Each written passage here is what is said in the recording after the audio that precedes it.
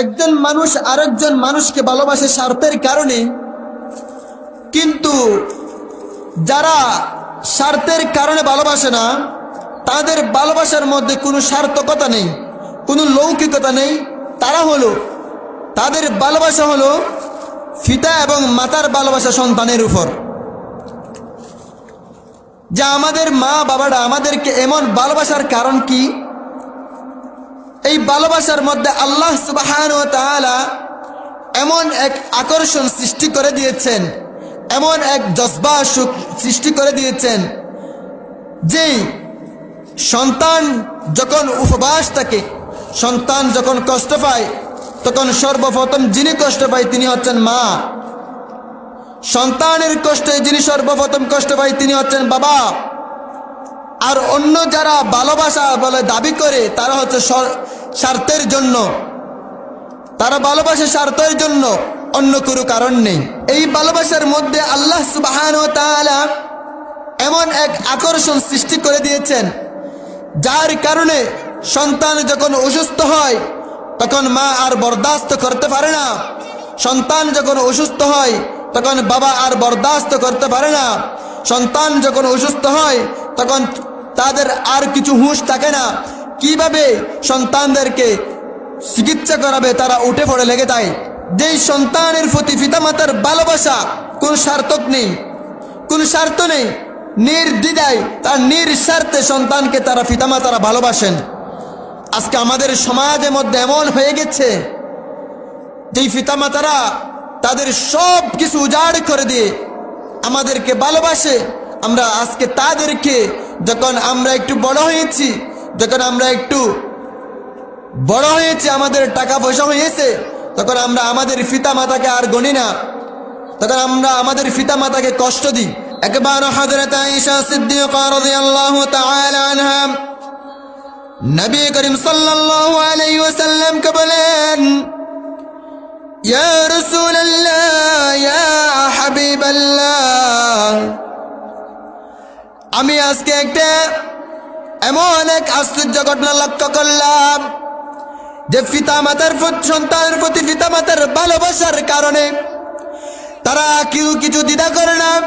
তারা না খেয়ে সন্তানদেরকে খাওয়ায় তারা তৃপ্তি পায়, তারা আনন্দ পায়।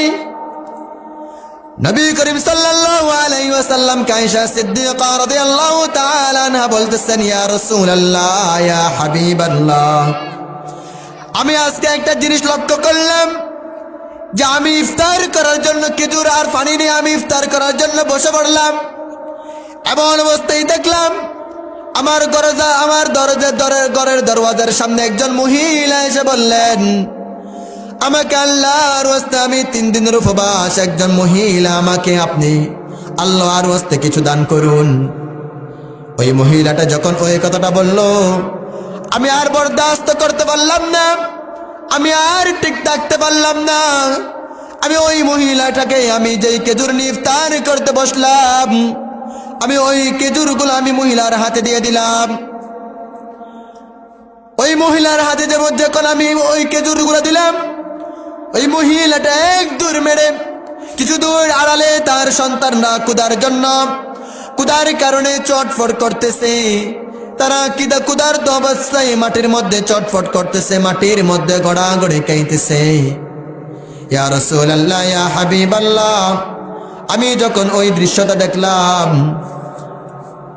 ওই মা যখন দেখি খেজুরগুলা নিয়ে সন্তানের কাছে বসে বললাম, খেজুর এক টুকরা চিড়ে এক সন্তানকে খাওয়াই, আরেক টুকরা চিড়ে আরেক সন্তানকে খাওয়াই, এভাবে খাওয়াইতে থাকছে। কিছুক্ষণ পরে এক সন্তান বলে, হে মা গো মা, আমরা যেমন উপবাস আছি ঠিক তেমনি ভাবে তুমিও তো 3 দিনের অনাহারে আছো, তুমিও তো উপবাস গো মা, তুমি কি খাবে না নাকি? তখন মা বলেন, হে আমার সন্তানরা রে, আমি হলাম তোদের মা, তোরা যদি না খাস আমার শরীরে বরদাস্ত করতে পারবো না। যদি তোদেরকে না খাওয়াইয়ে যদি আমি খাই, তাহলে আমি যদি মারা যাই আমার আত্মা শান্তি পাবে না। যদি তোরা যদি খাস তাহলে আমি না খেয়ে আমার আত্মা শান্তি পাবে। ওগো আমার সন্তানরা রে, তোরা যদি কাজ আমার আত্মা শান্তি পাবে, তোরা আমি আমার কাইতে হবে না, তোরা যদি কাজ আমার পেট ভরে যাবে। হযরত আয়েশা সিদ্দিকা রাদিয়াল্লাহু তাআলা আনহা বলেন, ইয়া রাসূলুল্লাহ, ইয়া হাবিবাল্লাহ, যে সন্তানের প্রতি পিতা মাতার ভালোবাসায় রূপ, তিনি না কে সন্তানকে খাওয়াই দিলেন, তিনি নিজেও 3 দিনের উপবাস, তারপরেও সন্তানকে খাওয়াই দিলেন। নবী করিম সাল্লাল্লাহু আলাইহি ওয়াসাল্লামকে আয়েশা সিদ্দিকা রাদিয়াল্লাহু তাআলা আনহা বলেন, আমি ওই মহিলাটাকে আবার ডেকে পাঠালাম। ঘরের মধ্যে অবশিষ্ট আরো 2টা খেজুর ছিল। আমি যখন ওই মহিলাটাকে আবার ডেকে পাঠাইলাম, ডেকে পাঠাই আর 2টা খেজুর যেগুলো ছিল ওইগুলা যখন দিয়ে দিয়েছি, ওই আশ্চর্য মহিলা, কি আজব মা, ওই মহিলাটা আবার খেজুর 2খানা হাতের মধ্যে নিয়ে এক দৌড় মেরে আবার সন্তানদের কাছে গিয়ে সন্তানদেরকে বললেন, ওগো বাচ্চারা, ওগো আমার সন্তানরা, কখন বুঝে আবার খাবার জুট আমাদের খফালে, যে এখন পেয়েছি আবার জানি কখন যে আমরা খাবার পাইতে পারি, আবার কখন বুঝি আমরা খাবার পাবো, যে আমি খাবো না, এই খেজুর 2টাও তোমরা কে নাও, আবার কখন বুঝে খাবার পাবো, এই কথা ভেবে তোমরা এই খেজুরগুলোও তোমরা কে নাও। সন্তানদেরকে মা বললেন, ওগো আমার সন্তানরা গো, তোরা যদি কাজ তাহলে আমার তৃপ্তি ভরে যাবে, আমি যদি উপবাস থাকি আমার কষ্ট হবে না, যদি উপবাস থাকো আমি তো আর বরদাস্ত করতে পারবো না। এই কথা ভেবে ওই মহিলাটা যে 2খানা খেজুর আমি দিয়েছি, ওই খেজুরগুলো সেই 4 সন্তানদেরকে খাওয়াই দিয়েছে।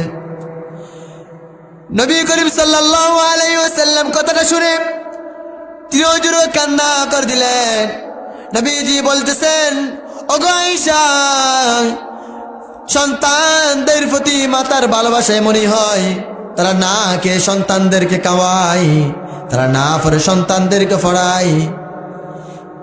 যে মারা তারা চিড়া কাপড় পরবে, তার সন্তান চিড়া কাপড় পরবে, তারা বরদাস্ত করতে পারে না।